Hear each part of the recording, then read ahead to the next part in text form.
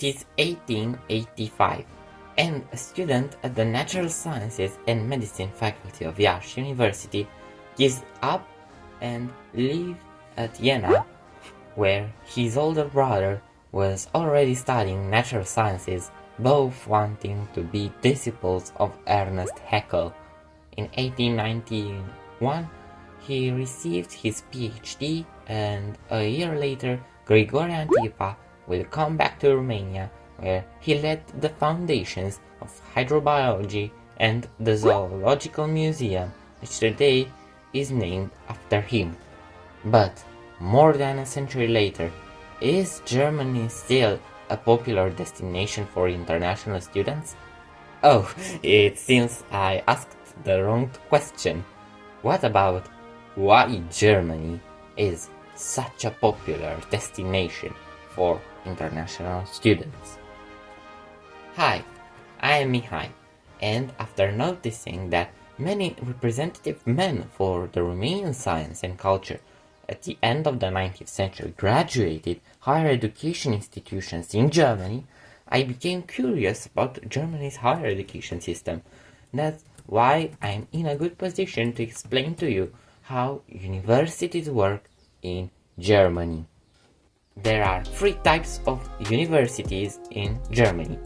Universities, these offer theoretical knowledge, while practical knowledge is often a side effect and something complementary needed for research. They are the best universities for natural sciences, engineering, medicine, and social sciences. Universities of applied science. These focus more on the practical skills rather than theoretical ones, which makes them seem less prestigious when analyzing the rankings, and that's because of the lower volume of research papers written by its staff compared to the universities. They are a common choice for people wanting to pursue a career in IT, media, finance, art, and music colleges. If you want to study design, music, architecture, or fine arts, then you should join this kind of university. According to QS, the best universities in Germany of this kind are Berlin and Leipzig. The admission requirements. Dear friends, I have bad news for you. Having a high school diploma doesn't mean you can apply to enter a bachelor program, especially for those who come outside the EU.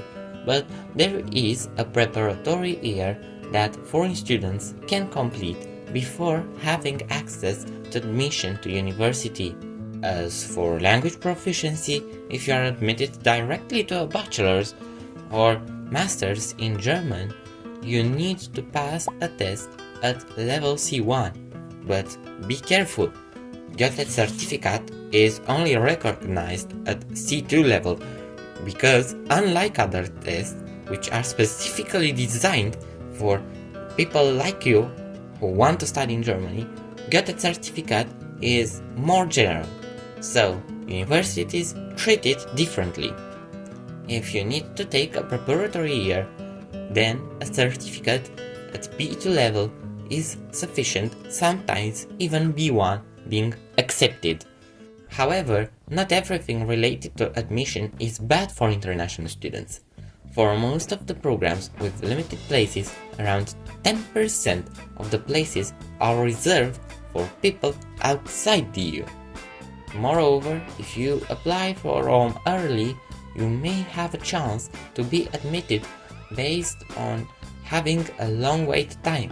If not, then the grades on your diplomas are highly important, while extracurricular activities or relevant professional practice can make the difference between people with similar academic results. Germany, like France, has a platform on which you can send your application for more universities named uni-assist. Here, you can find what documents should you upload depending on the country where you got your high school diploma, the list of universities to which you can apply, Some universities have their own platform, so you cannot make your application on uni-assist, and the deadlines for submitting your application, which is around mid-June, but it is recommended to send it earlier so that you could be informed in case of any missing documents. Let's analyze the cost of living in Germany. Housing. There are 3 types of housing for international students. Student dorms. They are by far the best option because they are often close to campus, they are the cheapest. Rent is on average around 270 euros per month. However, in larger cities such as Munich, Berlin or Frankfurt, it can range from 300 to 450 euros. However, you cannot choose your roommates, nor you won't have your private bathroom, but at this price, I think these little sacrifices deserve, especially if your budget is low. As you would expect, the competition for places in student dorms is insane, and you need to wait for months to get a room, so make sure you apply early. Shared apartments, or as they are named in German, Wohngemeinschaft. Wohngemeinschaft. Oops. Ungemeinschaft. Wohngemeinschaft. Maybe I should let German speakers pronounce it. They are private residences shared by students and young professionals. Typically, they are further from the campus. They don't have private bathrooms for everyone, nor they are as cheap as student dorms. But they are still cheaper than studios rented on loan, with prices from 300 euros in cheaper cities to 600 euros in the most expensive ones. If you need more privacy and you are not limited to much by your budget, then you will probably opt for a private apartment.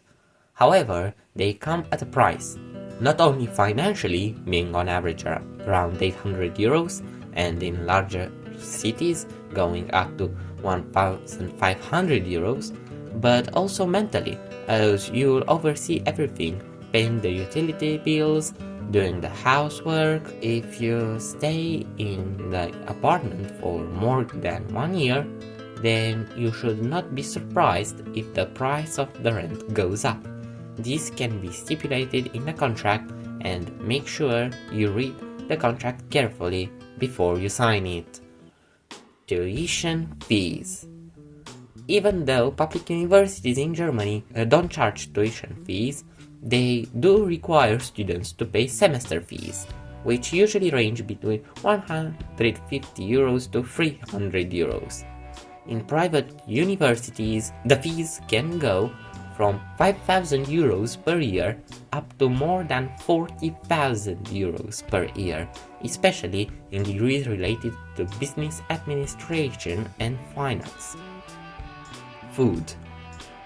If you cook every meal by yourself, you should spend around 200 euros per month, depending on your diet.